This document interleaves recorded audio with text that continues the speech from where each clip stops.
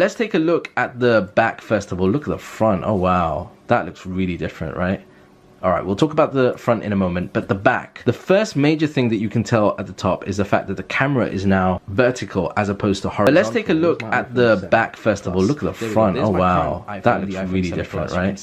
All right, we'll talk about the front in a moment, but the back. The first major thing that you can tell at the top is the fact that the camera is now vertical as opposed to horizontal. Where's my iPhone 7 Plus? There we go. There's my current iPhone, the iPhone 7 Plus. You can see that the camera arrangement is different. And also, on the current iteration of the iPhone, you have the LED flash here, whereas on the new one, it's kind of embedded within this camera unit. So that's one major difference. The second thing is the actual kind of look and material of this.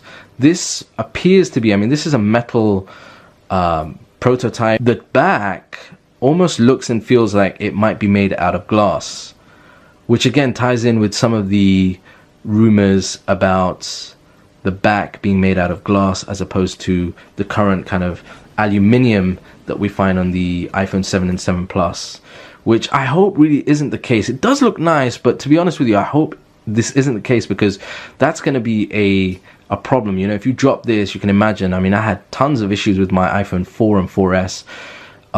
If you end up dropping this, then this is going to shatter very, very easily. So we'll have to wait and see if that's the case. It does look nice. It does look nice indeed. Now, another thing to notice, which I've just noticed now, is the edge on this particular model is actually some kind of metal or chrome look, which I don't know, it looks a bit tacky if I'm being honest. It does look a bit kind of cheap and tacky. Yeah, I hope that's not the case. Now, I purposely got the white color because there are a couple of prototype models that are in the darker color knocking around. I didn't want to get that because they don't really show up very well on camera, and I'm glad I got the lighter version because you can see the details a lot clearer on camera. All right, well, another thing about the back, we have no fingerprint sensor on the back. Now, some of the earlier prototypes, again the ones that are knocking around on online, and some YouTubers have focused on that, have a fingerprint scanner on the back. This one doesn't.